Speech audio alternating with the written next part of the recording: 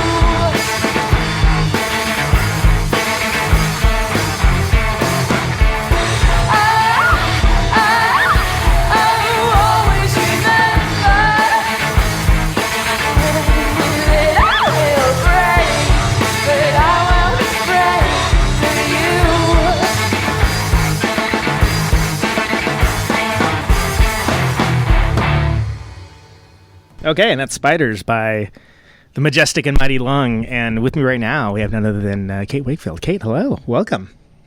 Hey, thank you. How are you doing? Great. I've been meaning to have you on for a while, so I'm glad you were able to free time up in your schedule to do it. Yeah, things are pretty free. Things are pretty free. How's that quarantine life treating you? You know, it's all right. It's good. I mean, I can't really complain any more than anyone else can complain. Things aren't terrible. Yeah, you can complain. It's fine. You're amongst friends. it's we're all, you know, other than like the fact that like everything is put on hold. Yeah. It's not that bad, you know? I mean, like, I'm healthy, I can't complain there, and, like, knock on wood, my family and friends are healthy. I feel really horrible for, like, everything going on right now. I wish there weren't idiot protesters going out infecting everyone, but whatever. We want to eat hot dogs or whatever. I mean, what is their exact complaint? Like, what are they trying to do? I'm unsure of, as much as like Occupy was criticized for like a lack of messaging. I feel like I don't understand what these protesters want. They want to be more exposed to viruses? Like, what's the... And guns, guns, hot dogs, and viruses. Yeah. Like Sean Hannity was on about hot dogs. I didn't mention hot dogs extemporaneously, so I assumed there was a hot dog quotient to it. But yeah, you're right. And the larger point I think it's important to mention is that although it sucks to have tour dates postponed or canceled and to have to readjust your life, that maybe it was like somewhat on the margin already, but others have it far, far worse, and it's always worth remembering. Definitely. So you did, but I mean, again, and I always mention that, I hope you don't mind the analogy, that long tours like Black Flag, you guys are like on the road all the time, which is something that most bands are not, even if they feel they are. Yeah, it's really, really strange to be home this long. I mean, it's like, I think I've been home the longest that I've been home in the last 4 years. Like, since we started the band, like, because we took the winter off, and we were going to go and do this 2-month tour, and then basically be on tour for the year.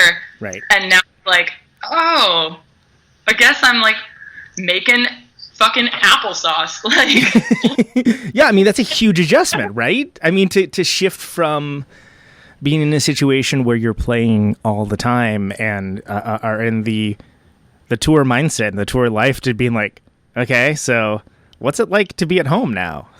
Yeah, I feel so domestic. Like how, Lindsay brought up a good point that was sort of like, yeah, as much as I like staying at home, it's like once I'm told to stay home, it's like the last place I want to be. It's like, yeah, that's kind of a good point. It's sort of like when it's your idea, it's like, yes, I'm staying home. It's awesome. And it's like, oh no, you have to stay home. Oh, I don't want to do that. Yeah, it's certainly strange, for sure. So talk to me, if you don't mind, about some of your, I'll just charitably call them road dog activities. Like you guys are out like a lot, like most of the year, it seems like, with not a lot of support, really. Like it's sheer tenacity and will and like force of vision. And yeah. I find it both admirable and concerning sometimes. Oh, geez. Yeah. Talk to me. Like, I mean, when are they finally snap kind of thing? Or yeah. Just like I'm always like, oh, I hope it's going okay for them. Just yeah. Knowing full well that you don't have huge amounts of support systems behind you, and that the road can be a harsh mistress. Listen to Bob Seger, all these other songs from British rock stars about how hard the road is. Oh yeah, so cold, so lonely. Yeah. Here I am, making good guarantees. Beautiful. Yeah. So, like, what do you think is the hardest thing about being on the road as long as you guys are out on the road? Not that you're doing it now, but remember when there was touring? Yeah. Like so long ago. The hardest thing about being on the road, I mean, I think sometimes like week 5 is hard. Like there's certain like times that are more difficult than others. Like I don't know. I find like when I reach week 5, I sort of it hits me that like I haven't really taken a good shower or like slept on a bed regularly or at all for a very long time. And like sometimes I do miss like the all of the regular human things, like being able to cook hot meals for cheap, like instead always going to Walmart to like have bagged salads or like hard-boiled eggs, which are great. But I think a lot of the things that I love about touring are also things that are like really hard about touring. It just depends on which angle I'm looking at it from and what mood I'm in. Yeah, and it's grass is always greener on the other side too, right? I mean, it's... because now the hard-boiled eggs sound amazing. Yeah, you're like, oh, I haven't tried that in a minute. Yeah, to be in like a Boulder Whole Foods, attempting to like scavenge something together, and to know that you'd be able to play. But then, of course, the converse being that you do get to present your art in front of all different types of people and all different types of venues and bands, which can be a mixed bag when you're a band of high renown for work ethic, but not necessarily a household name. And you end up with some interesting pairings. And because of what Lung does, I know that you guys you can rock the rock show, and you can rock the all ages space, but you've played some very interesting venues that were we'll just go ahead and charitably call them non-standard venues. Yeah. Can you speak a little bit to that and like maybe some of the more memorable experiences, positive or negative, about touring and playing odd places, maybe with either good results, bad results, or even indifferent if there's a good story? I mean, the ones that are coming to mind of like just odd places to play. We played a coffee shop in like, I think it was South Dakota, maybe North. I can't remember which Dakota it was. It was one of the Dakotas. And we played a coffee shop. I'm gonna get mail about that, by the way. First of all, how dare you? Yeah. I know, it's terrible. I love North and South Dakota. I freaking love the Dakotas. But this was a coffee shop that was like not. Oh no, seriously, I've played some awesome. I know. I'm just. Yeah. It's hyperbole for the show. It's okay. Sorry, Kate. Go ahead. Yeah. You can censor me out. Bleep. Like, didn't know her Dakota shows. First of all, how does she even call herself a touring person if she doesn't know the Dakota? Yeah. My geography skills are very like poor. Seriously. But anyway, we played this coffee shop that was like an actual coffee shop, kind of corporate-esque, and it was like at 7 p.m. or 6 p.m. And people were trying to study. This was a few years ago. It's like fantastic. And the person and the coffee shop folks were like, "Hey, can you turn it down?" And we were already like really turned down. And they're like, "Hey, Daisy, just not play the drums." Like, because at a certain point you can't turn down anymore, right? I mean it's like you can modulate volume to a certain degree, but I think it's turned down to a certain point where you can't hear it over. I don't know. It was fun. And then the best part was we were playing "I'm Afraid of Americans," the David Bowie cover. Yeah, our David Bowie cover at a really, really low volume. And I saw this like very concerned parent walk into the coffee register and like cover the ears of their child. It's like, all right, everyone, this is our last song. Yeah, just like, oh no, don't. Because you are trying to study and we're in your way right now. Yeah, and it was fun. Yeah, so that can be an adventure, and that can be completely demoralizing to you, depending on the situation. Because anytime you're in a situation where you're disrupting a routine, it's like it's almost like a choose your own adventure or something. Yeah. Well, and I mean, most of the shows that we play like are not like that. Like I'd say 90% of the shows are not at coffee shops where people are turning up their headphones. Right. Well, yeah, one would hope not. But yeah, but it just happens sometimes, you know.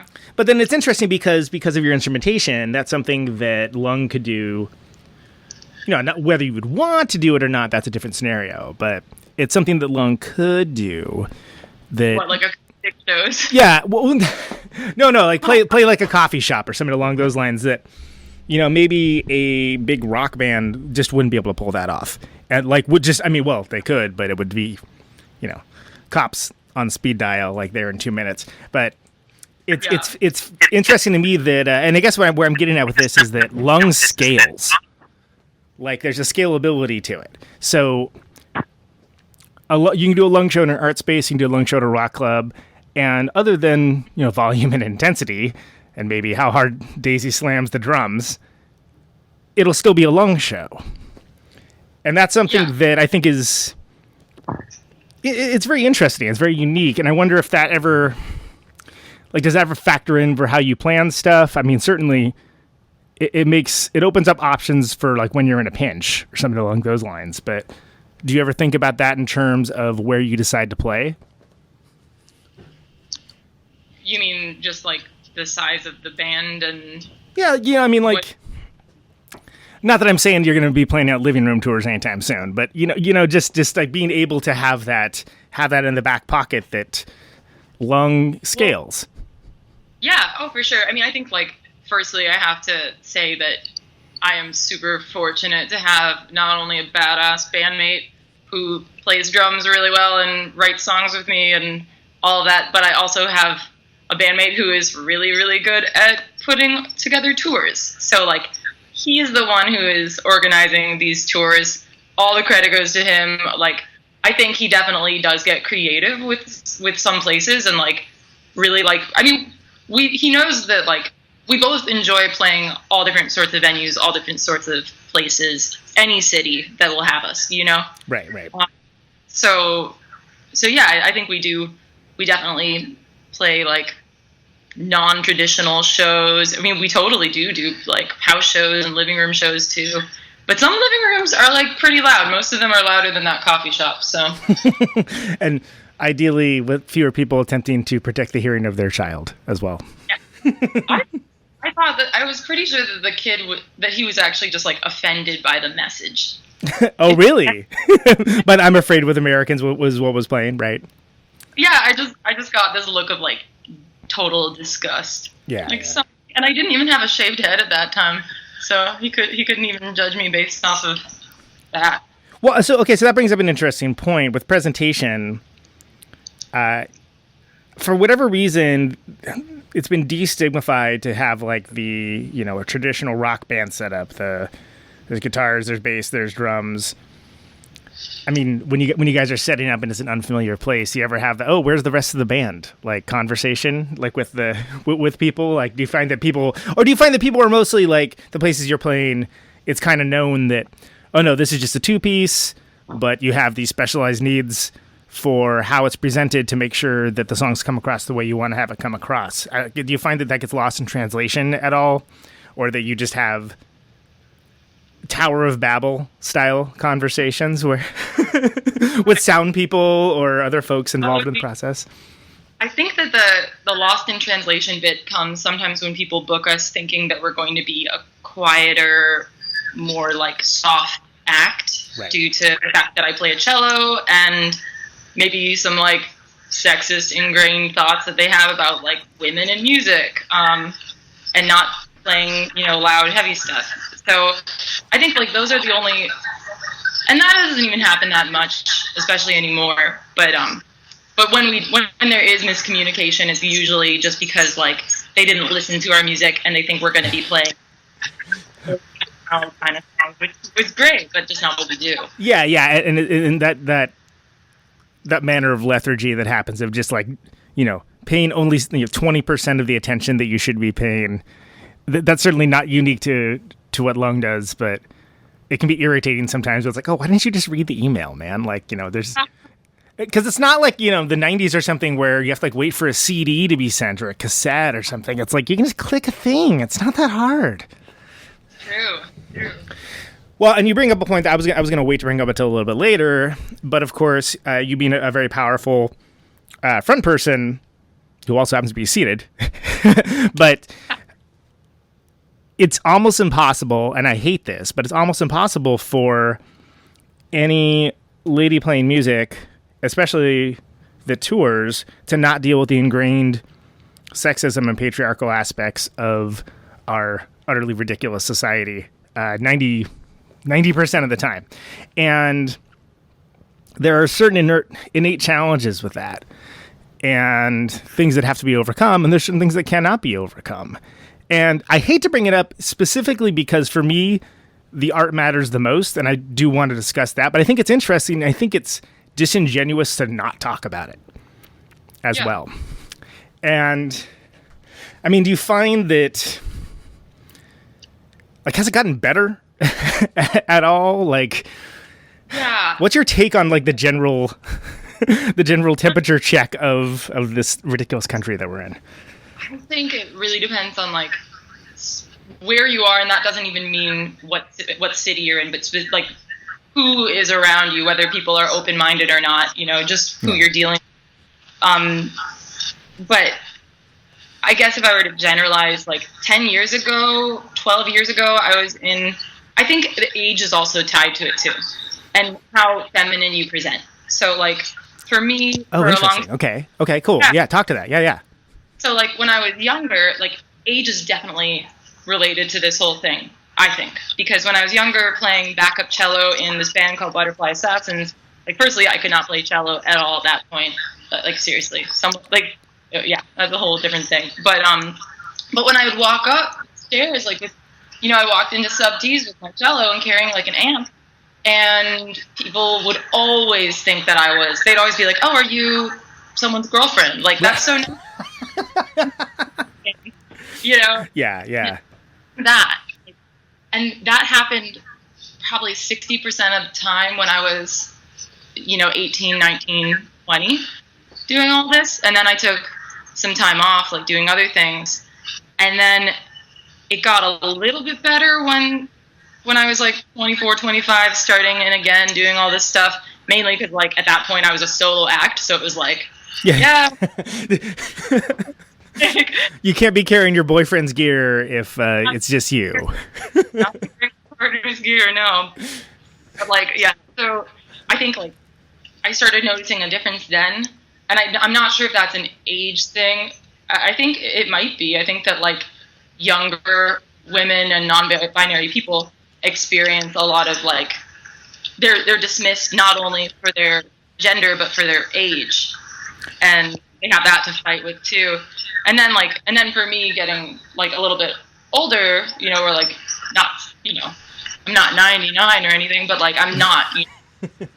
Right, but you've been around a little more at this point. You have a little more, seasoning, so to speak. So like with lung, I don't think I ever got that too much. I did get like talked down to in the past, but I have to say after shaving my head, I get so much less shit. Like so much less shit. It's crazy. And I didn't I didn't really expect that, but like I don't get as much shit from sound people. People assume that I know like what I'm doing, and that's freaking terrible because I used to have a bob, Yeah. Which is, I think, the promo image that was created for the show. I think is even from back when your hair was like that. But you find that, so that's fascinating to me. That just like not having like female presenting hair, basically, like traditionally female presenting hair. Traditional, and like the thing is, I still think I present pretty femme on this things, but it's so funny that just like having no hair, all of a sudden I'm hated a little more by certain people, but also given a lot more respect by those same people. That's wow. That's very telling and very disappointing, and at the same time. Better. I do think, and I would be curious to talk to younger people now and see if they're getting dismissed in the same ways that I was when I was like 18, 19, trying to do backup music stuff. Because I bet it's gotten better, a little bit better, just because... One would hope. I mean, so much has changed, and the fact that, like, gay marriage is legal, now, like, trans... Like, things are just...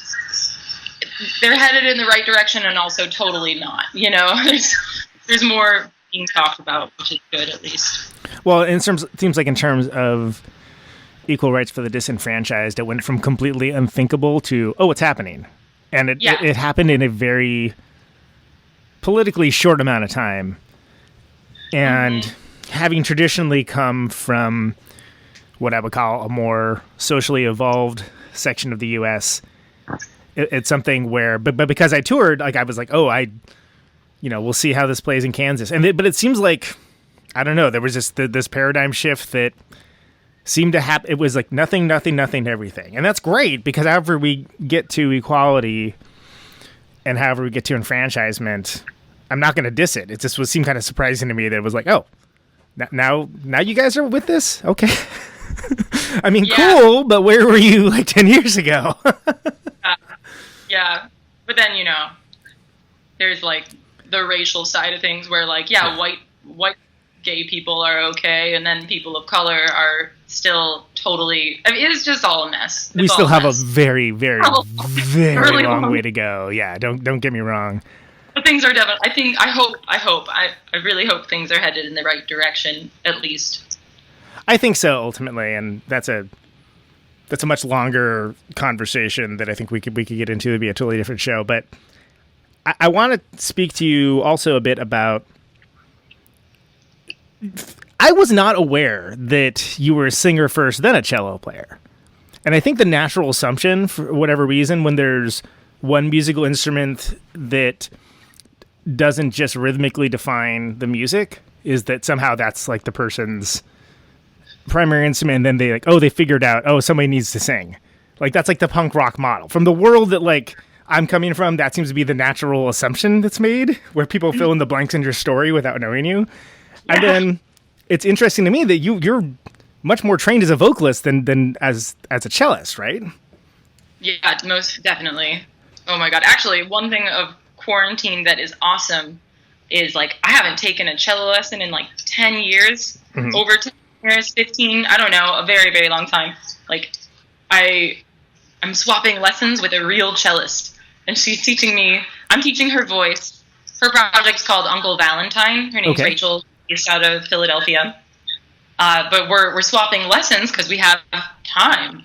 And so, she's teaching me how to play the real way, and I'm teaching her how to sing healthily. And so, yeah, I'm definitely, to underline your point, totally not a real cello player. I'm a fake cello player who tries really hard. Well, I mean, I personally think you're a fantastic cello player, but you have a idiosyncratic style, much like I would liken it to like Warren Ellis from the Dirty Three and Nick Cave and the Bad Seeds. Fascinating player, like super interesting, serves the bands exactly what he was doing. But if you talk to people that actually play traditional violin, they're like, oh yeah, that guy he's crazy. I don't even understand what he's doing half the time. It's not like traditional playing at all. But it's great, and it serves the band. And I would say in the same way that the way you play cello, which is, very powerful. It's very aggressive sometimes when it serves the music. There's a lot of like rhythmic overtones, almost musical multitasking that happens. But you have your own language and your own idiosyncratic way of doing that. And I think that that's something that I don't think Lung would be the same band if you had come at it from like being from a more trained perspective first. I think what you do would be very different. Yeah, for sure. So do you ever meet other cellists out on tour that are like, We're like, what are you doing? Yeah, kind of like cocking the head to the side a little bit. There's like two types of cello players that I meet. There's one type that's like, that's cool that you play an electric cello. Yeah. Tell me about your instrument. And then they're really positive, and they appreciate my like hodgepodge technique or whatever. And then there's the cello players who are like, oh, your bow is too tight, and everyone. What type of rosin are you using? That's wrong. Yeah. So people like to tell you how to do things, and that's fine. But I'm like, I mean, if you want to get up here and play it, do it. But this is just how I do it right now. So, yeah, I definitely do get mansplained too about my cello playing once in a while. Man. I can only imagine the cello splaining that would go on. Like it's just, it seems like it'd be a comedy bit or something, but I'm sure it happens. Sometimes I'll get like, just if you catch me at like most parts of the tour, because I don't know, I like to be like not an asshole.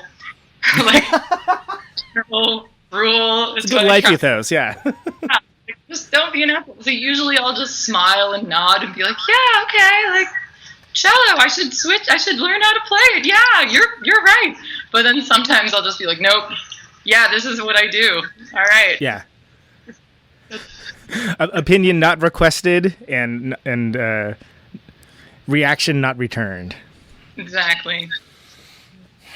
So when you're coming at things from being a vocalist first, how do you put together the songs? Like do you have lyrics written ahead of time that you kind of get ideas off of that? Does it come off the title? Do you guys do the music first? Like what's that process look like? It depends on the song. I mean, we have a couple different sort of processes, I guess, in putting together. Yeah. Processes. Yeah, I'm trying to think of what it is. I wasn't trying to correct it. I'm like, what would that be called? I'm like processes. Whatever. This is the type of digression that we do not need to delve into, by the way. Yeah. There's probably someone out there who can tell us. Yeah. So anyway, but we have lots of different ways of going about it. But oftentimes it's like the cello and the drums come first, and then as we're sort of jamming those ideas out, I'll come up with a vocal line on top of things, and we'll do things that way. We've actually been writing music over quarantine, like through our computers, which has been fun. And then that way I'll like come up with an idea, and then Daisy will like rearrange it or make something longer or shorter and like add drums to it, and then I'll add the vocals over that. Nice. So taking advantage of the technology. Oh yeah, you know it. And so that kind of segues to a good point of you guys have like two really solid, really great records. I mean, it's no secret that I'm a big fan. I've put both of them on the was it the same year-end list? I don't remember. I gave them props on the show before. I can't remember it. I can't remember what happened last week, let alone what happened last year. But you guys write a lot of material too, especially for a band that's out and about as much as you are. Like a lot of bands have to like almost like shift mindset to be like, oh, we're writing material now and we will not be touring. And it seems like you guys are just in a constant state of doing things. Yeah, for sure. We like to write music. It's just fun. Yeah. Well, and it works, and it hits at a certain level. And there's certain songs that can be, if not ephemeral, like of the time in that way. As for instance, I'm Afraid of Americans cover, very timely in the age of Trump. It's that Bowie song came out in 95, 94, something along those lines, and the context is different, but it still has power and resonance, and especially with you guys' arrangement of it. But then also you got a song like Brock. Yeah. That powerful song, but of its time, and about a very hot button topic. Can you speak a little bit to the thought process behind that? Because I think it's a very poignant song, and I think it's a very powerful song, and I'd like to hear what led to its creation and just story around it. Obviously, from your perspective. So yeah, that song was pretty unexpected. That was a product of like Daisy and I just practicing. I came up with that little opening riff thing, and we were playing it, and we were just playing and then sometimes when we're doing that stuff, I'll just have my phone on record so that if I do come up with any lyrics that I'm going to use later, I can use those. And sometimes it'll just be like something that'll pop in my head that is the song. And it was right around the time of that verdict. And it just came out. Like, she didn't want to go out that night. And I kept saying that. And then I realized that the song was about the case, so it kind of came out before I realized what the song was about. And then the lyrics all came really quickly. So it wasn't like, hey, we're going to sit down and write a song about this issue. It was more like it was swimming in the back of my head, because it's always a terrible thing. It's always a horrible thing. And then that case in particular was particularly brutal and just terrible. And so I think that that's how we came up with it. It just sort of came out. And I think that I hope that the song in 100 years doesn't really have, well, firstly, no one's going to be listening to it in 100 years, but you never know. If anyone to find it in 100 years or 50 years or 40 years, I would hope that they would listen to it and go, that's so weird. Like, people would rape each other all the time and people get away with that. Like, I would hope that somehow our society would evolve to not being just brutally terrible to one another in that way, especially. But I think that it could be a relatable song, unfortunately, for many people for lots of years, because it does talk about the specific case, like with some of the words, but it's pretty, unfortunately, relatable to a lot of people who've gone through that themselves. Yeah, not even just with that case, but the trappings and situations of that case, unfortunately, a reality in modern life. And I think that's, unfortunately, what makes it somewhat poignant and remarkable now, because even in the era of Me Too and Time's Up, it still seems like that there's this cognitive dissonance for what happens to not famous people all the time. Like, this is a real problem, and it's something where definitionally white privilege was at play with what happened with Brock Turner. Like, a textbook example. Yeah, and money. Exact class privilege, white privilege, and male privilege. And I was just about to say, a patriarchal society, and in ways that it's hard to explain these manifestations to people that are in the water of it, because they don't see it as wrong, because of course any sort of advocacy or level playing field for the underprivileged seems like oppression to the privileged. But I think that as horrific and terrible as the case is, it's interesting to me that it feels like the needle has been moved maybe one click in awareness that, this is a slice of life. This isn't something where this is just some allegory that happens in like a movie or story. Like, this actually happens like all the time, and to people that are not famous actresses. And, the aggressors are maybe not famous movie producers and things along those lines. And I think it's worth mentioning. And when people talk about wanting music to be political, what I think is most effective these days isn't like, oh, Trump sucks, blah, blah, blah, like that kind of thing. It's more, I hate saying the term raising awareness because it seems so hollow and empty. But when I think of like a song like Brock or like Juno with Brother, what about the Kavanaugh hearings, where it's providing a perspective, but potentially mind expanding for it to be beyond that. It's a teachable moment that doesn't feel like a teachable moment. And culturally, I think it's very brave of you to do that, but also like it's very right. I guess there's not really a question there. That's just a filibuster and a stump speech, but I needed to get it out there. I'm glad that, that you get the song the way that we hope that people get it. I mean, another thing I hope that people get from it is people who've gone through that. I hope that it helps them have some sort of release of anger, that like people are allowed to be angry, that you're allowed to not forgive the people who rape you, that you're allowed to, I mean, you can just be mad at the system and the way that just the unfairness of it all. And that's okay. That's not just okay. It's actually warranted. It's necessary. Yeah, but people don't. But I feel like it with music. It's nice because it's like it feels unifying. I have people come up afterwards and tell me about like their experience, and I tell them about my experiences with certain things, and it's like, a lot of people that we know have gone through this on some level. So yeah, I mean, likewise, I've multiple people in my life that have gone through that, and it's just not discussed.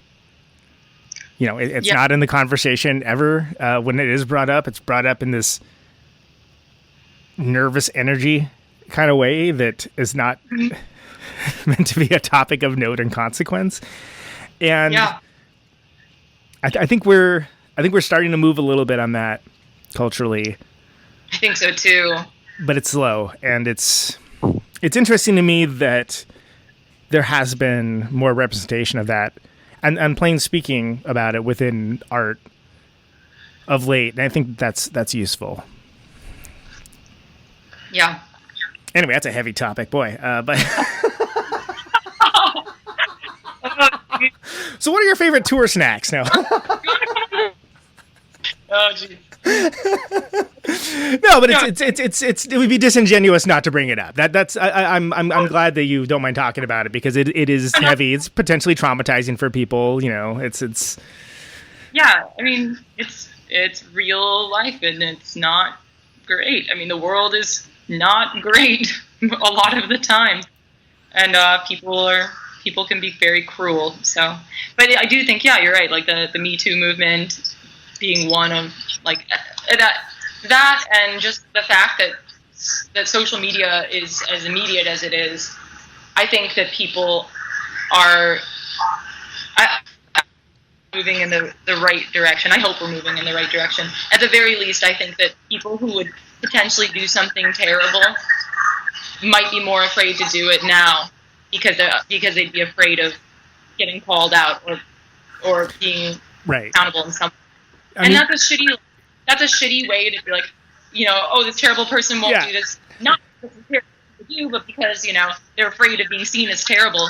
But however it gets there, however the not raping gets there. I mean, like, yeah, you would hope that the motivation wouldn't be like fear-based, but you know, if that's how it has to start, then that's how it has to start. And hopefully things will change. Yeah, that'd be nice. So, yeah, and there's a lot of darkness within Lung's lyrical themes. Not always, but there are sort of like darker objects. Happy songs. We have like 2 happy songs. Yeah, there's a couple. We have songs that aren't about death or heartbreak. I mean, you're smiling all the time and writing happy lyrics. Shiny Happy People cover by Lung coming up soon. Happy people. Mm-hmm. What's your approach for lyric writing? I mean, you mentioned predominantly that the music tends to come first. You and Daisy kind of work things out a lot of the times. What kind of things move you to write about, and how do you get there? Like, do you take notes? Do you go song by song and just go through and finish it? Is it a pastiche? Is the William Burroughs cut up method? Like, what's Again, it like kind of depends on the song. Usually the faster the lyrics come out, the more genuine the song seems, at least for me. Like the more, so oftentimes like we'll write something, I'll have like one lyrical idea that'll just pop into my head, and then I'll go home and I'll try to like just finish the lyrics based off of that being sort of the starting point, the little like push that pushes the dominoes down. And a lot of times I'll use like stream of consciousness methods with that, or I'll just play the song on a loop and sing just nonsense, sing like whatever is coming out, and then eventually the right thing will come out and it'll make sense. Be like, oh, this song's about this, cool. So yeah, usually just kind of stream of consciousness and then editing it afterwards. So do you find that like the rhythm and sounds of the words sort of define it more? Is it more definitionally what the song represents in telling the story? Usually it's like the poetry of it. Usually it's just, I don't know. I like reading poetry, and I mean, it is like the sounds of the words, but it also is totally just like what I'm trying to communicate or what is coming out at that moment. And are there ever, and I want to be careful about this, but is it coming from a more allegorical perspective, or are there more autobiographical elements as well with some of the parties involved with the songs? Because I think there's this idea, and here's, I want to preface what is a bad question with why I'm asking it, because I think there's this idea that the singer, whatever the singer is singing now, is like, oh, this is something that happened or that I believe. And in some cases I know that's true, but I think it's important to bring that up because it's certainly not always the case, and I think there's a lot more nuance to it. But I want to kind of get your thoughts on that to whatever comfort level you have for answering that. Sure, for sure. A lot of the stuff I write about I've experienced emotionally, but it doesn't mean that it's happened exactly the way that it's presented. So, like, example, one of the songs I sing about, like, you know, sinking in quicksand, and then at the very end, like, there's waves in the water, and I'm inhaling the water, and, you know, and then that's it. Like, and you weren't actually in quicksand and doing those things, but I didn't know. Me and my past, you know, partners did not actually drown in quicksand. We didn't. You didn't have an 80s adventure where quicksand was like a constant concern, apparently, because it seems like every movie in the 80s there was like a quicksand scene or something. Yeah, we were on like 80s date. Let's go out for a quick. We get sucked into the quicksand, and then you know, partner dies. No, that's not how it works. Nope. But like metaphorically, like, yeah, I mean, a lot of the stuff I emotionally have tapped into on some level, and then the metaphors and the poetry of all of it sort of like paint the song. But I would say, like, there are very few songs that don't connect to my life in a real way. And the ones that I've written that don't, I don't think we ever even play out. I think they rap songs that never even got recorded. You know, like, if it's not something I've experienced on some level, it usually end up in a song. You mentioned poetry and before, and I know that you definitely are a fan of that form. I was wondering if did you have any favorites, like favorite poets? Yeah, or controversial, but I like a horrible poet. Breaking news. Okay. Yeah, I know. I'll say the ones that aren't terrible first. Okay. I like I love a poet that is actually like a modern poet. She's based out of Indianapolis. Her name is Manon Voice. She is fantastic. I love T.S. Eliot. I love E.E. Cummings. And then, like, you know, when I first moved to Cincinnati 10 years ago and I was really depressed and, like, dealing with a bunch of that kind of stuff, I love how Bukowski romanticized feeling terrible, you know? Like, and he's not really a person I want to support, but I totally did read the shit out of his poetry when I was younger. So it's interesting to bring that up, because I think Bukowski is one of those things where it's almost like like Rick and Morty or something. Like, the fan base is just like toxic and terrible, but it's like, no, but the art actually gets there, like, a lot of the times, and it's. A lot of it is total crap, but then you get one poem about, you know, there's one called "The People Look Like Flowers at Last," and it's just a totally brutal, beautiful take on, you know, on life. And he has a dark lens, and I think a lot of his stuff is absolutely terrible, but yeah, some of his stuff really did help. Well, sure, and I'm sure he would actually agree with that as well. But it's especially someone that started like so late in life, and I think it was like 35 when he started writing poems or something along those lines. I think you definitely got to watch out for, especially young men in their early 20s that are really obsessed with Bukowski. Yeah. But that said, I agree that I think. What's that? I'm definitely not proud of, like, the fact that, you know, I really dug his poetry growing up, but I mean, it's just, you know, and it's one of those things too where it's like, I don't really go back and read it anymore because of the lens I have on who he was. Yeah. But at the time, I didn't know that, you know?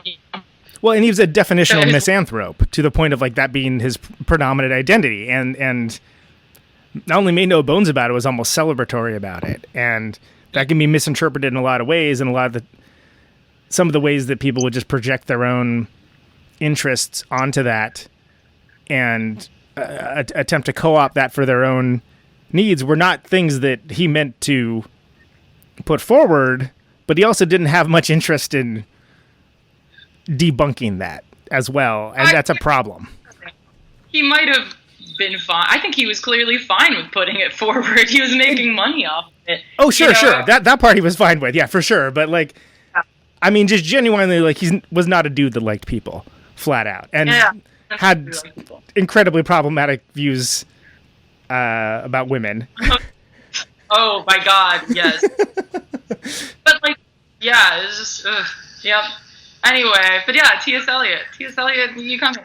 yeah. And there's also T.S. Eliot and E. Cummings. But I do think it's so, and that's a fascinating larger conversation too. Art and artist, and it breaks the artists that you loved in the past because you find out who they are. You know. Yeah, like I'm a huge James Brown fan, right? But that dude was like a multiple instance wife beater, and genuinely treated people terribly. So it's almost like, is the art good enough to warrant supporting, like, you know, what is a toxic entity? I don't know. Like that's a larger question. I don't know. That's something I think and grapple with a lot. And I feel like the world is filled with so much good art by people who aren't pieces of shit that to attempt to seek that out, you know, it doesn't mean that you won't hear like a symphony written by some old white abusive piece of crap and go out pretty. But are you going to spend every day listening to that? Are you going to buy it? No. Like, are you going to seek out other people and musicians who hopefully are relatively decent or at least not terrible? Yeah, I mean, there's just so much art and music in the world, so we might as well try to, if you find out something just that crosses one of your own boundaries, you might as well try to find other artists who don't. Well, yeah, and I think it does matter too, and the example that I frequently bring up is, you know, one of my influential and longtime favorite bands was Sonic Youth. But after Thurston pulled his, I guess you would call it a traditional midlife crisis dickhead move on Kim Gordon, like I find it incredibly difficult to listen to Sonic Youth for like years because it just colored my perceptions of it. And it didn't color the art. I mean, the songs were still great. Like the music was still iconoclastic, but it made it hard for me to like want to listen to them. And because every time I'd be like, that fucking dick. Every time I'd be like, why would he do that to her? Like Jesus Christ, get divorced. That's fine. But come on. Seriously. Like even finding out that people, it's interesting like what the things that turn you off of certain artists are. Like if I get the vibe that someone has like the world's biggest ego, I don't know. It just turns me off so bad. Like if I see any like condescension or like just outward arrogance, it's just hard. It's hard to want to listen to someone who's doing that.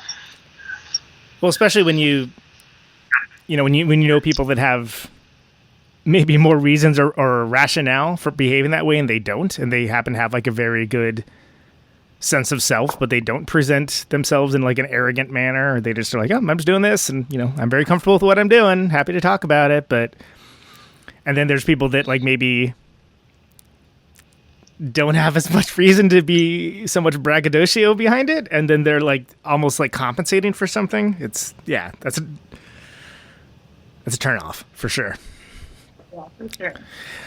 So getting back to, what would you say between All the King's Horses and Bottom of the Barrel?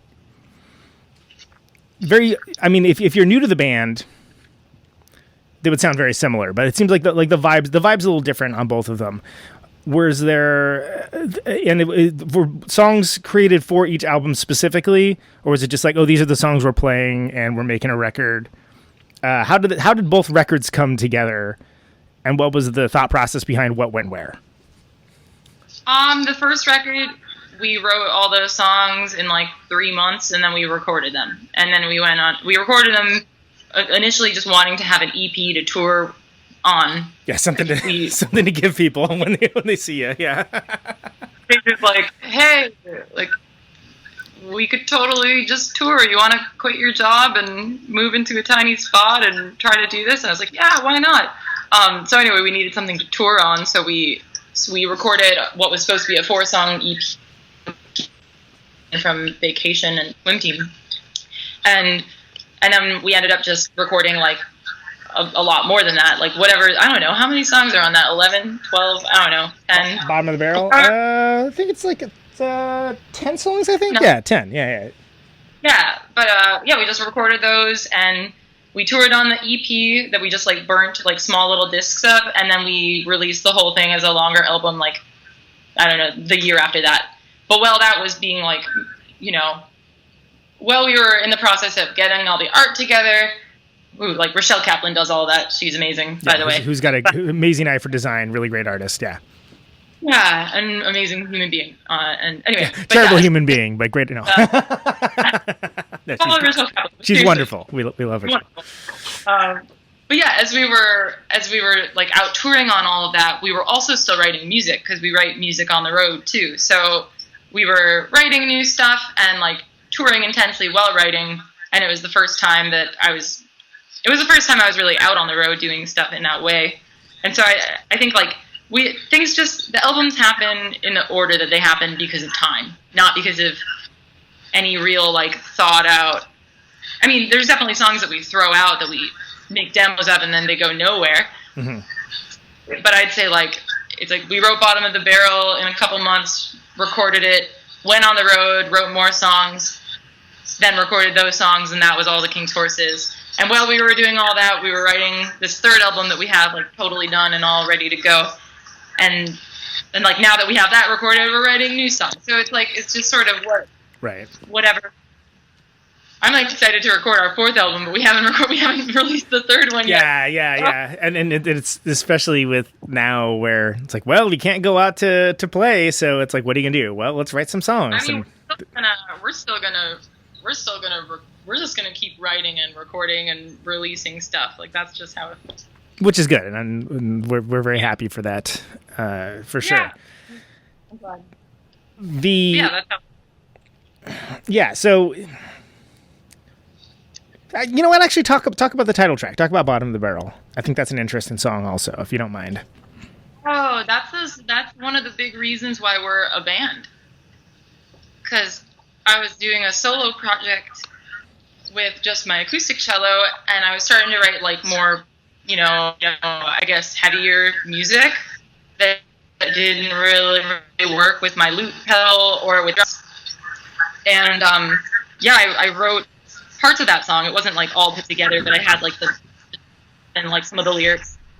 And I was out at the bar one night, like 4 or 5 years ago, whenever it was, and Daisy was working, and I was like complaining that I didn't have drums because I was like trying to like tape a tambourine to my foot, and I was trying to do the foot percussion thing, and I'm not that coordinated. So you're already doing a lot, so it's like that seems like that would be I mean, what are you, Bob Log? I mean, you can't do everything. No, not Bob. Nope, not Bob. But yeah, basically, like I asked Daisy if he would.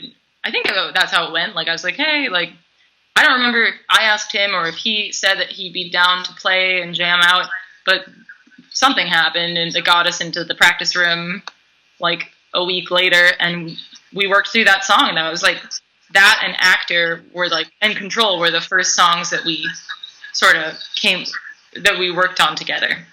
But Bottom of the Barrel, like that was when I wrote that, or parts of that, I was like, I cannot do this without drums. I can't do this in just a slow format. It doesn't work at all. And so I love that song because it was like the reason why.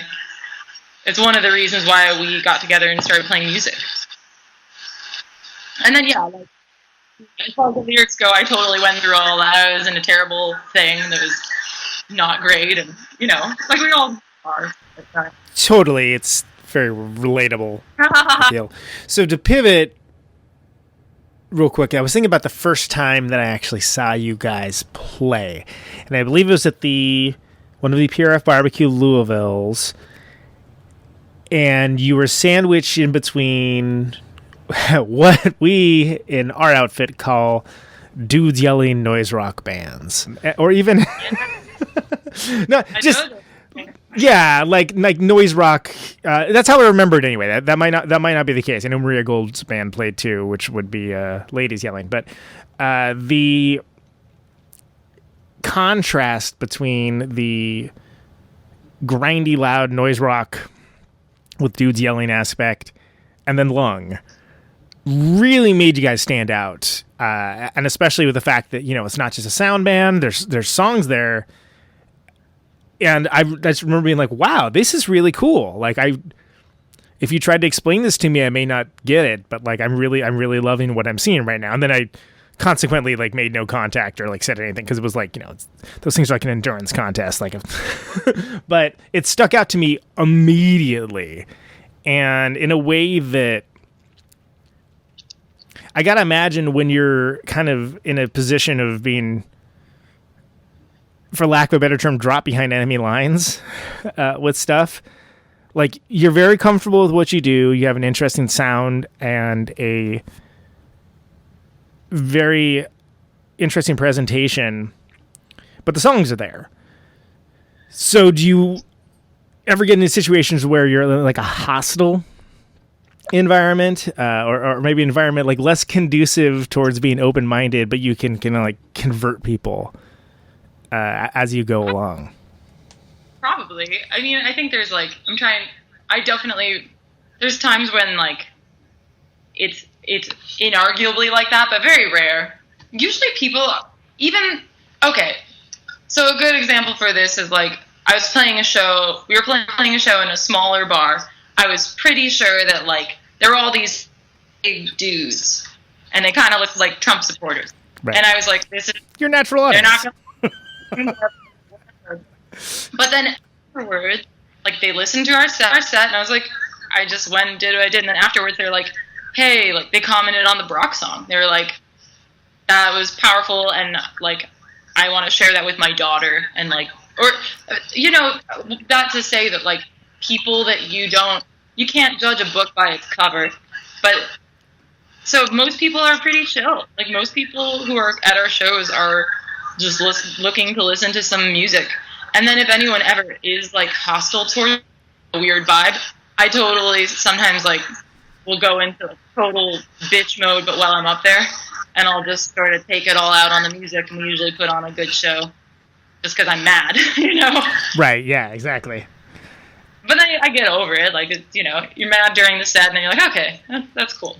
But yeah, for the most part, we are lucky we don't really experience too much hostility. If any, I would say it's like very, very rare.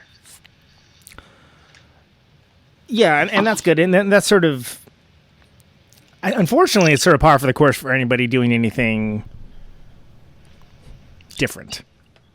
There's always going to be like a certain amount of, there's people that get it, there's people that don't. You are not necessarily going to always be in front of your natural audience, but in some cases you are. Can you think of any good examples of just like, oh my God, we're with like our people now? Like, we're with people, whether it's like bands that you're really connected with, whether it's communities, art spaces, cities, like anything where it really all connected, and you're like, oh, we found our people. Oh, reconnecting. There's a poor connection. Great. Stay tuned. Stay tuned. Do do do do do do do do do do do do. Okay, there we go. Hey, what was up? You were gone. Yeah, and now you're back. We had some network latency there, unfortunately. So You're probably with the internet. Yeah, exactly. Someone's torrenting something, Yeah, places that we've played where we really feel like super at home and good. Yeah, places, people, communities, venues where you just have like found like an instant like deep connection or affinity that would basically be the opposite of like the hostility question, where you find something rad. Yeah, well, I love playing with you and your band, so that's definitely like that's definitely like an example of like hitting it off and having it be really. No, I'm serious. Like having it be like really just fun and like good people, good music, good vibes. I was not fishing, by the way. That was not a fishing expedition. I'm not sucking up either. I'm just being real. Okay, like, thank you. You all likewise. People and yeah. Places. I'm embarrassed to say I'm like scrolling through I want to find this particular show. Sure. That we played. That was so good. Really, like a lot of spots. Like, I mean, there are so many great places and so many great communities. I mean, Detroit is one of the spots that I love playing. Bands like Tart, Messenger Birds, like those people are just so welcoming, and like the Detroit community has been really awesome to us. Also really love, I have to find where exactly it is, because we played this fest that was like really, really good. Where is it? I'm scrolling down. Oh, we played, it's funny because you do look through dates and like you do sort of remember, just like even in Grand Junction, Colorado, we played at Coffee. Super like tiny town, but the people who showed up there like were really open-minded and cool, and like we hit it off. Okay, this is what I was looking for. Billings, Montana. Billings, okay. Julia Louise Dreyfest, and it was this like punk fest at this awesome punk fest in Billings, and like everyone who showed up was there for the music and was just wonderfully kind, and there was like this potluck the next day, and so many, it was just such a great night. But yeah, I'd say that was one of the spots that sticks out. And Portland, Maine, we used to play a little house there. I don't think they're still doing shows, but it was this house venue that just had like the greatest community of wonderful people who would just show up and be there to listen to good music and have a good time. But yeah, I mean, I'm looking through our dates and like so many places. Duluth, Minnesota, freaking love Duluth. Minneapolis, love Minneapolis. Like, yeah, there's so many good places. Also love Baltimore because it's just like such a great, it's such a city that has a unique feel to it. Definitely. Yeah. Can you speak a little bit to your experience going to Europe last year? Sure. That was so that was such an eye-opening, awesome, but like filled with learning experiences time. Like we were definitely doing longer drives than we normally do when we're playing in the US. And we went to so many different countries, and I'd say like the strangest thing was not being able to like speak the language. Sure. Yeah. Makes sense. Have like a little cheat sheet of like how to say, "We're long. It's great to be here. Thanks for having us," in like whatever language was like the place that we were playing at. Yeah. But that's like the only thing I could say in the language that that was interesting. And you probably still get people that excitedly want to talk to you afterwards and tell you all their thoughts on the show, and then you're like, I do not know what you are saying, and you in turn do not know what I am saying. I mean, most people do speak like pretty decent English. That's a good point, yeah, because they actually take that kind of stuff seriously, especially in Europe, where they like, oh no, you're going to learn a second language, and that does make sense. Yeah. So this, never mind. That was culturally insensitive and literally incorrect of me to say. But it is true. Like after some of those shows, people are speaking in Swedish. People are speaking in Norwegian. Like you can't understand people when they're speaking in like Lithuanian. Like I'm just, so you're not in the conversation unless they want to engage. Versus in the States when I'm touring, or Canada, I could go up and talk to someone and just communicate. Like communication it's just interesting when you go someplace where English is not the spoken language. It's really cool. It's really cool. And it was awesome, like especially to hear, like when we were in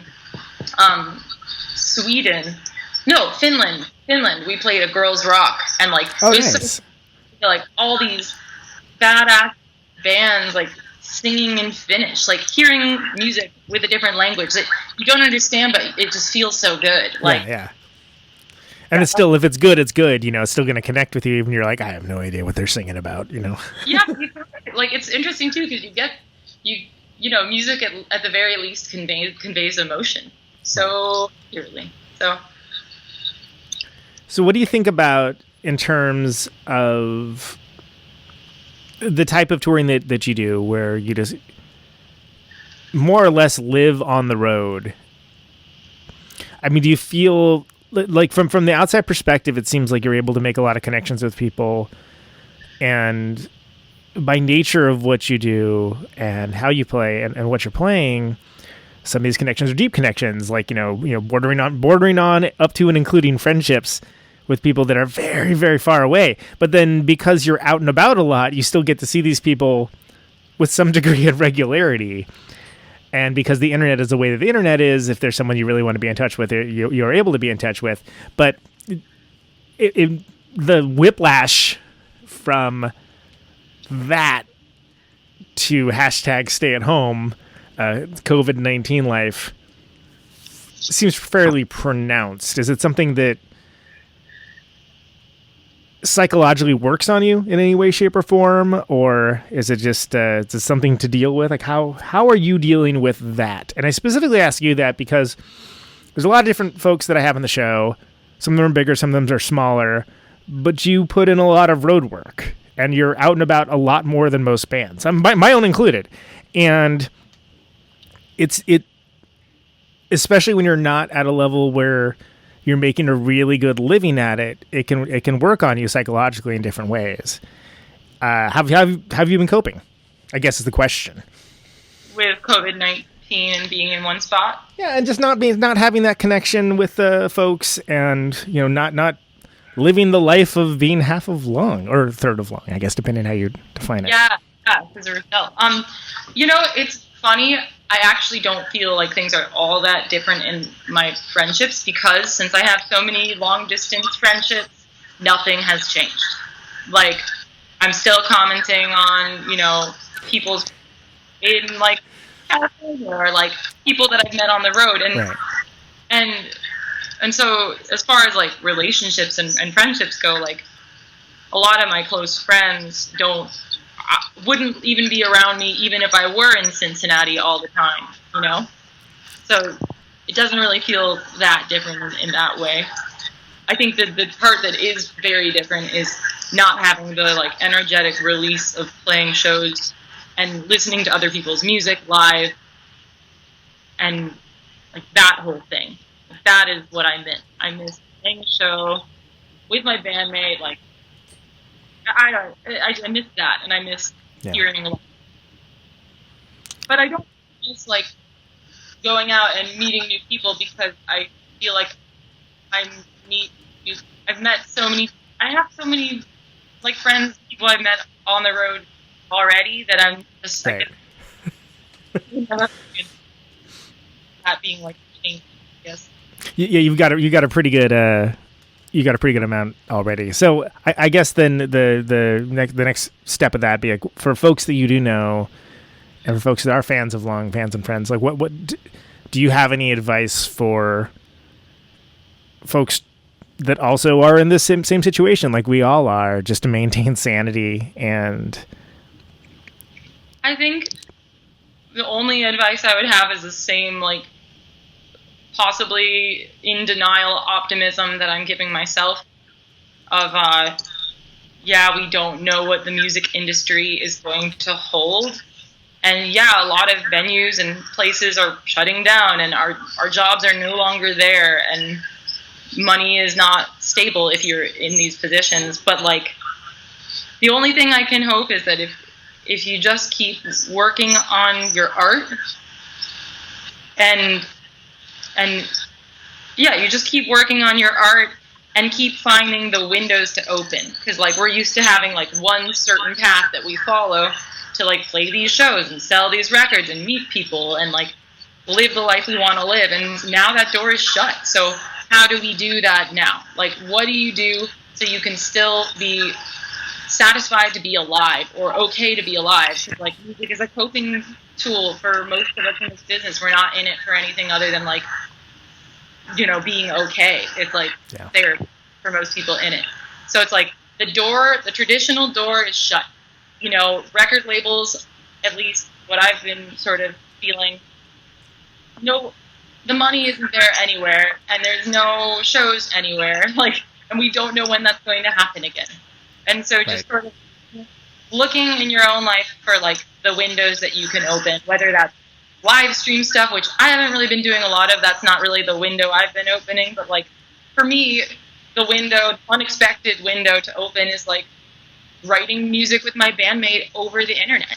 Like, that, we've written, like, 7 songs in the past 4 weeks, and, like, those songs would not have happened if we weren't stuck here.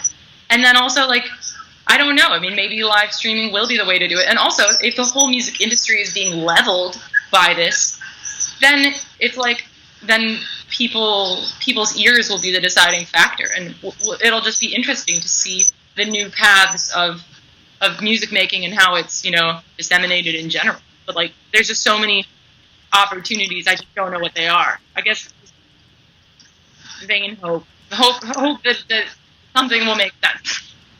I am absolutely with you there, my friend, for sure, because it's the only comfort, and it's not a comfort, is that everybody's in the same boat. Nobody knows. If somebody says they know what's going to happen, they don't. And it's that ambiguity. There's a certain degree of communal mindset and uncertainty that comes with that. That it's like, well, everyone's in the same boat. You know, that anxiety that you feel, guess what? Everyone else feels that exact same thing or something similar. The higher up you are on the ladder, the worse it is, I feel like, I don't know. But another thing that's helpful is to just return to the reasons why you're doing music in the first place. You know, just looking at that and being like, hey, why do I actually do this? Am I doing this so I can be playing a bunch of shows? I mean, yeah, that's one of the reasons. But, like, 6 years ago, 6 years ago, I never would have thought that I'd be touring and doing all this stuff. And, like, living my life the way I want to live it. I never thought that would be something I'd get to experience. And so, like, I'm grateful for the time I have had on the road. And then also, like, returning 6 years ago to, like, why do we do music? We write it for ourselves in our bedroom, like, to cope with our lives. Like, that's what we do. So I think it's amazing that I was going to segue into the only can question I ever ask, which is, why do you do what you do? But you kind of half answered it just right there. So if you'd like to addendum that with anything else, please go ahead. But otherwise, I think you anticipated the need and you fulfilled the requirement. Lovely way there. I won the show. Yeah, you win! Yay! Kate, it's a pleasure to talk to you. It's a pleasure to see you. It's great to see you and talk too. This has been fun. And thank you so much for coming on the show. I know it took us a while to figure out how to do it, and the fact that you are available is, I consider that a personal mitzvah, and it's good to have you.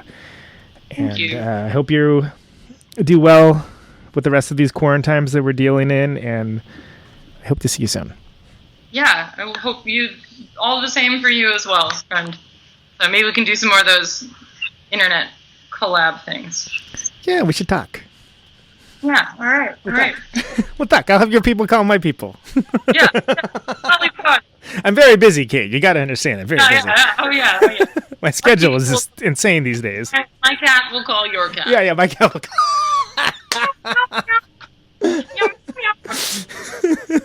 You can tell when it's getting heated when they start hissing. Yeah, it's a agreement. Kate, thanks so much, and I will. I'll talk to you later. All right. Stay safe. Later. You too. Bye. There she is, Kate Wakefield. Awesome lady, awesome artist. Let's hear a song.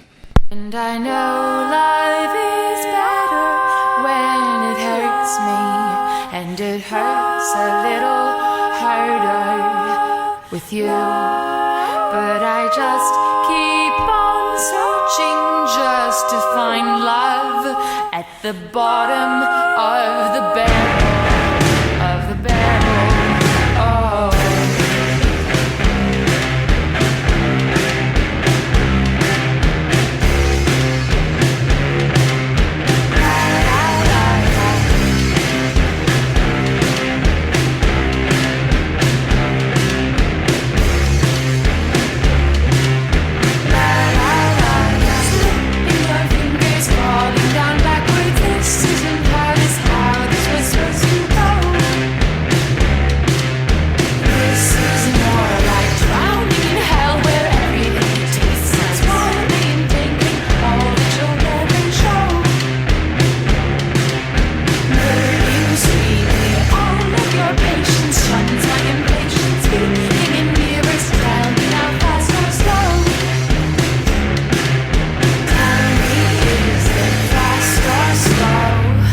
And I know life is better when it hurts me, and it hurts a little harder. But I just keep on searching just to find love at the bottom of the barrel, oh.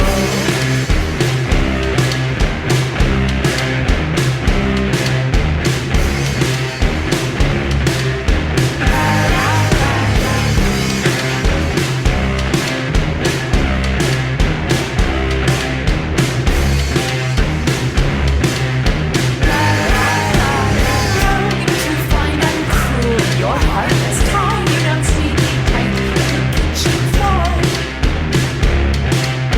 Love you, tell me you hate me, tell me you need me. Acting like strangers never became before. Slipping farther down, you see you smile like a train wreck. You then break me, then clean up all the rest. You're my favorite kind of mess, and I know life is better when it hurts me, and it hurts a little harder. I just keep on searching just to find love at the bottom of the barrel. Yeah, I know life is better when it hurts me, and it hurts a little harder. Hurt me harder, but I just keep on searching just to find you at the bottom of the barrel, of the barrel, of the barrel, oh.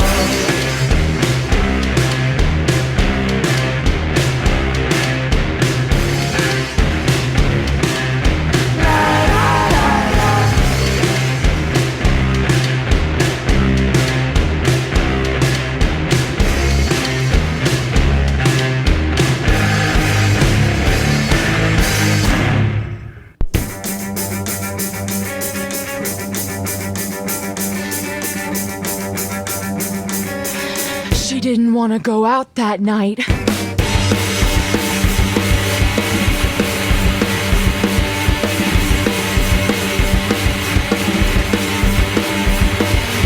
She didn't want to go out that night with you.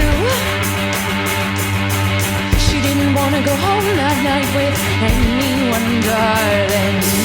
She didn't want to go out that night with you. She didn't want to go home that night with anyone, but can you feel her heart beat harder down by the dumpster where you're running, you can. But I don't know what I was thinking. Must be the drinking culture. You're good man.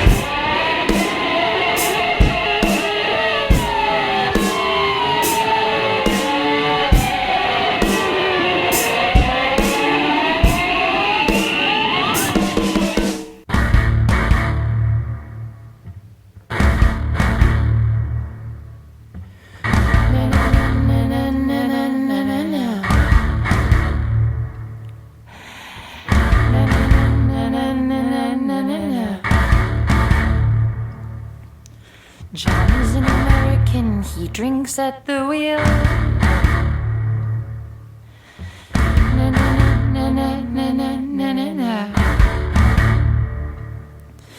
No one needs anyone, they don't even just pretend.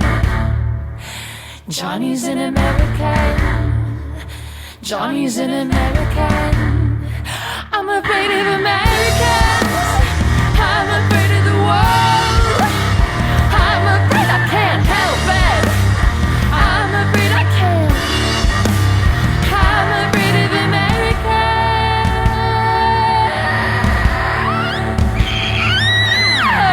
Na na na na na na na.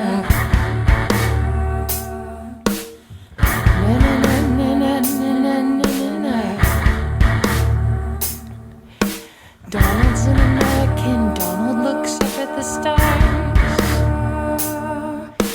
Donald combs his hair back. Donald likes pussy and cars. Donald's an American. Donald's an American. Donald's an American. Donald's an American. I'm afraid of Americans. I'm afraid of the world. I'm afraid I can't help it. I'm afraid I can't. I'm afraid of Americans. I'm afraid of the world. I'm afraid I can't help it. I'm afraid I can't. God is an American. God is an American. God is an American. God is an American. American.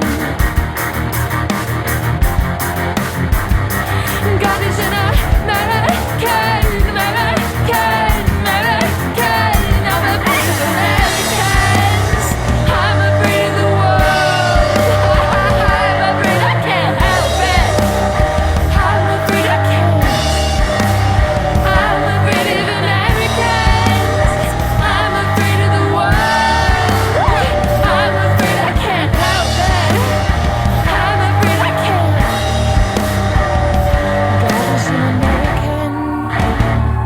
God is an American. God is an American. God is an American.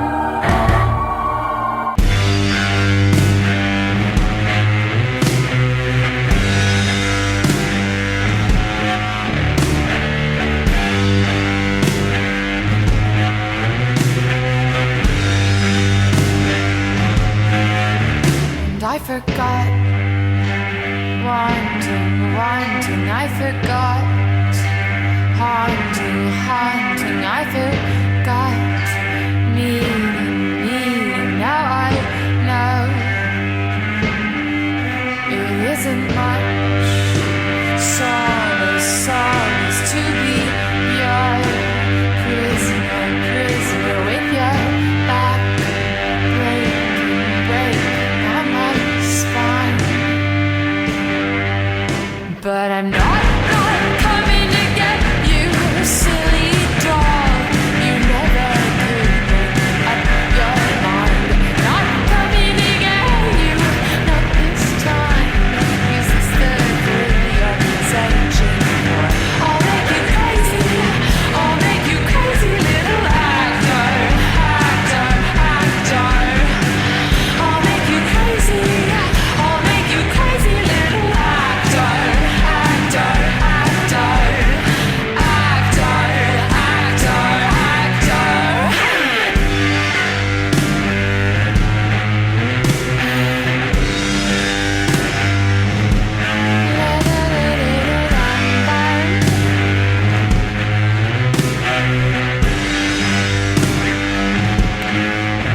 And I forgot meeting, I forgot hunting, I forgot wanting, now I know it isn't much solace to be your prisoner with your back breaking on my spine. But I'm not coming to get you, silly doll. You never could make up your mind. Not coming to get you, not this time. Is this the thrill you're searching for? I'll make you crazy, I'll make you crazy, little actor, actor, actor. I'll make you crazy, I'll make you crazy, little actor, actor, actor. Don't be such a bummer, baby. Counting all the ways to kill me. Don't be such a bummer, baby. Counting all the ways to kill me, kill me, kill me, kill me. But you won't.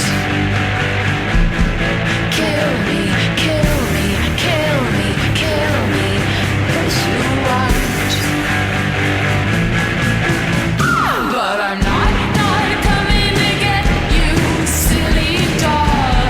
You never could make up your mind. Not coming to get you, not this time. This is the thrill you're searching for. I'll make you crazy, I'll make you crazy, little actor, actor, actor.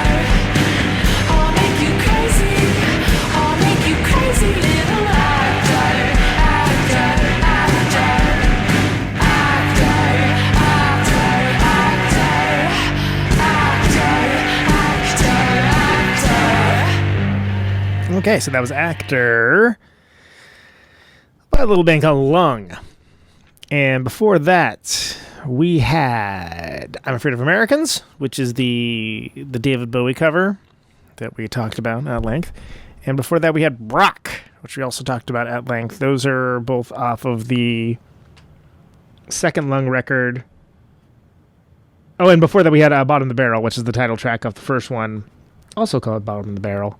Those second two, which Actor's also off of. Well, you know what? I'm pretty good at this back announcing thing mostly. That was terrible. Let's try this again. That was Actor off of All the King's Horses. Before that was I'm Afraid of Americans and Brock. I just messed that up. It's Actor off of Bottom of the Barrel. Before that was I'm Afraid of Americans and Brock off of All the King's Horses. And then title track of Bottom of the Barrel before that. Yeah, all great songs by a band called Lung. My guest today, Kate Wakefield. That was great. Big fan. I'm a big fan of what Kate Wakefield does, what Lung does. Let's hear a few more tunes, then I'll shut it down. You can find this stuff all over the internet, but lunglunglung.bandcamp.com is their Bandcamp page, which I love dearly. And there's a lungtheband.com as well, which is the kind of general website clearinghouse. There's some like tour diaries, photos, things along those lines, all the videos. But, you know, they're on Facebook, they're on Instagram. Go get it. Let's do the Overgrowth.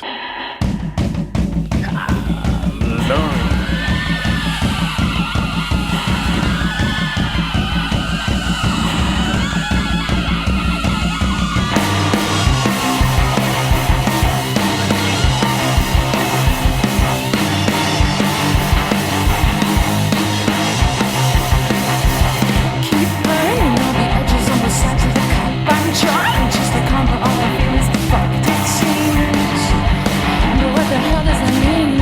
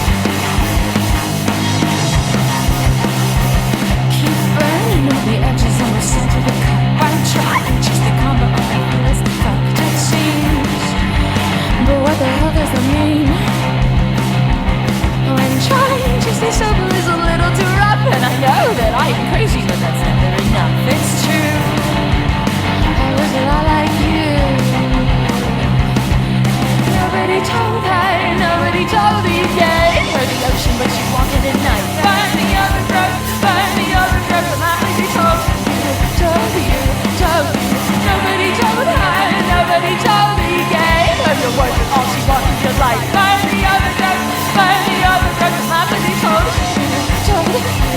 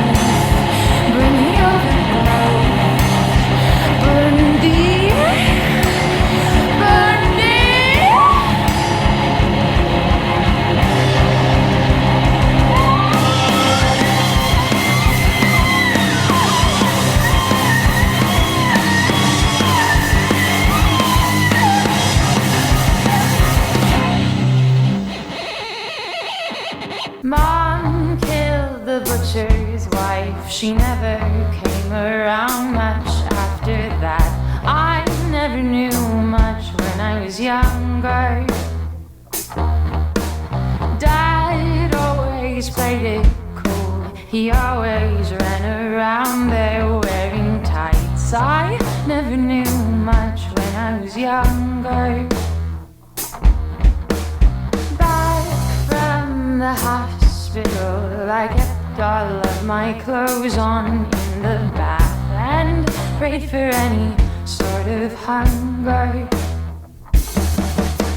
I used to try to take the cat over the goddamn road. I used to try to take the cat over the goddamn road, over the goddamn road, over the goddamn road, over the goddamn road.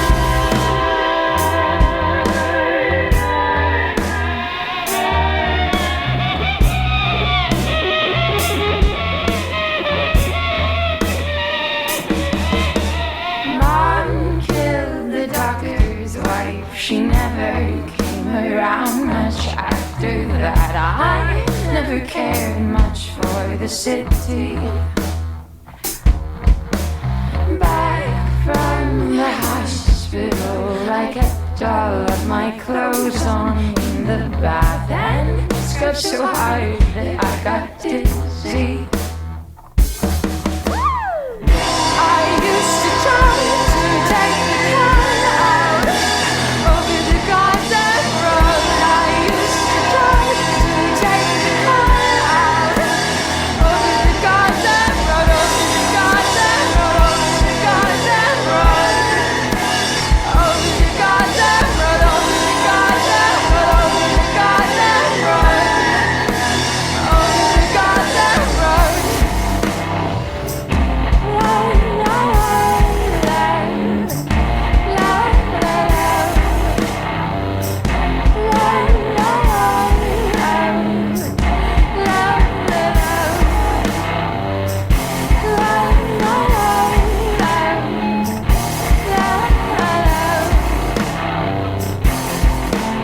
I couldn't get it right.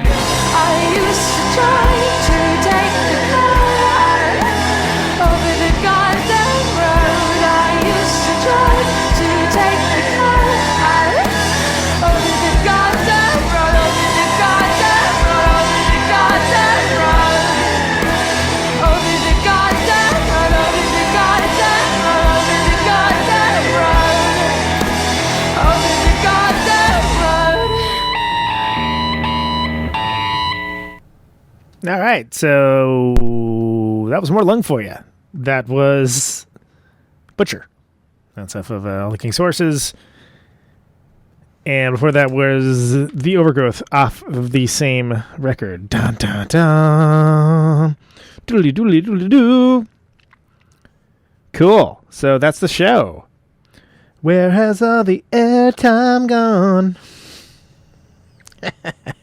That's good. That's off the top of my head. Kate Wakefield. Great musician. Lung. Great band. Yeah, man. If you don't already know them, check them out. If you do know them, celebrate the fact that they exist.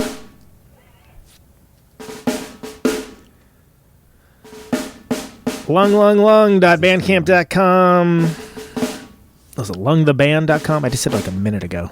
God, Christ, my memory's going. It's the first. Can you hear me now? The first thing that goes, they say.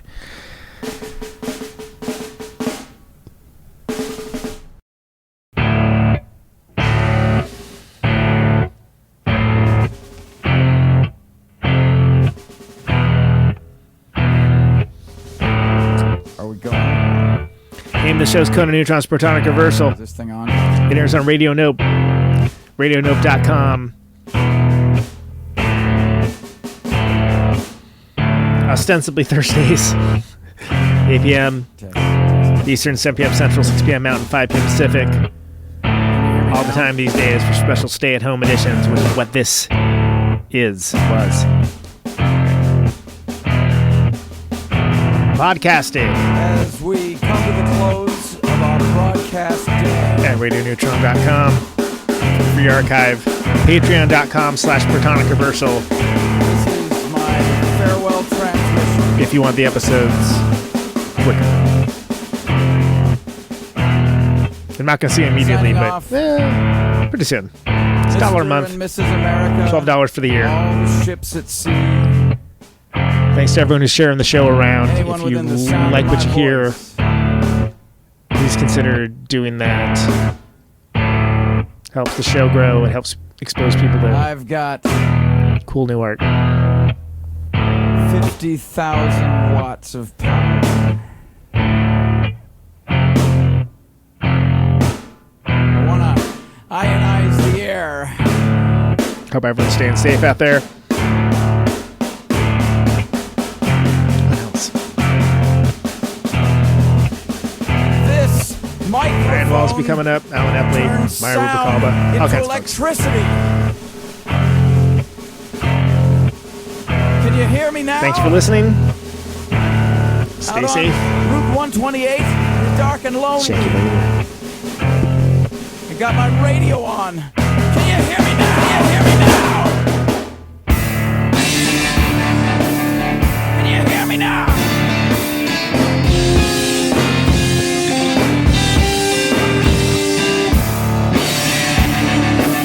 Can you hear me now? Can you hear me now?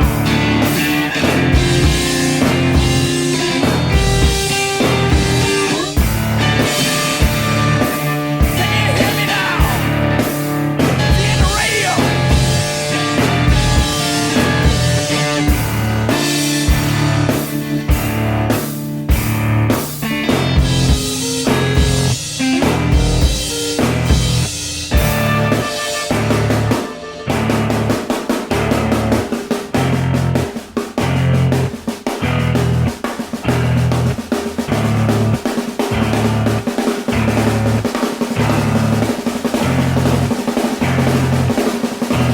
And that snare drum and that drum roll means we've got a winner.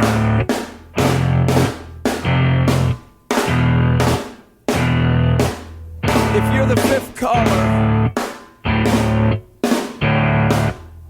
or any caller at all,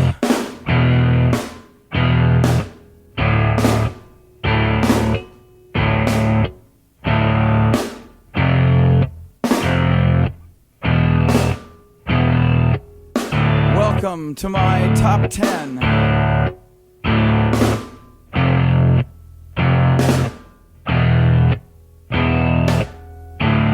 I'd like to thank our sponsor.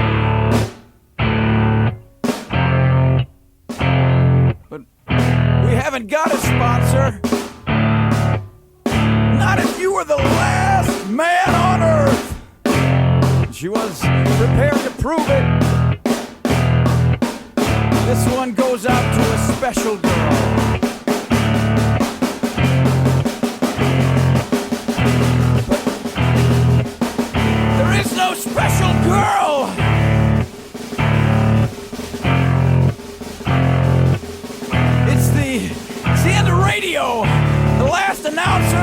plays the last record. The last what? Leaves the transmitter. Circles the globe in search of a listener. Can you hear me now? Can you hear me now?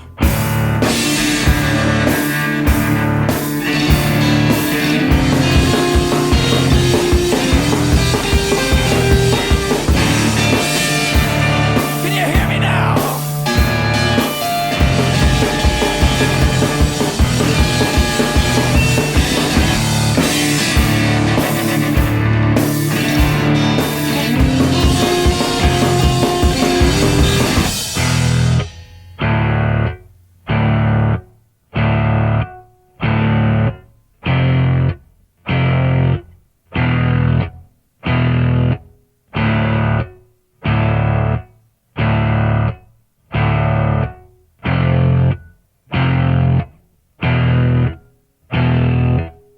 Is it really broadcasting if there's no one there to receive?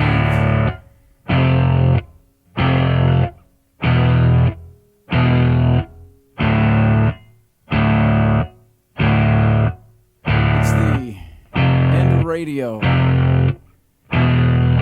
As we come to the close of our broadcast day,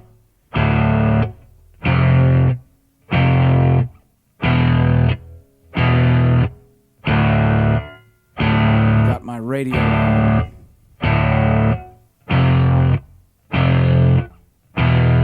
Can you hear me now? Can you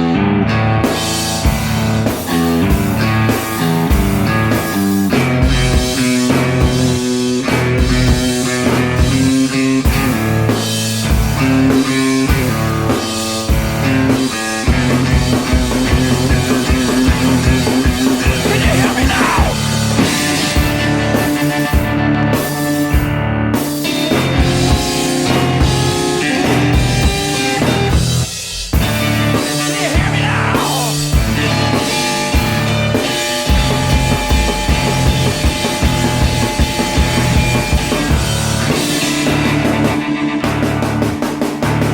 Can you hear me now?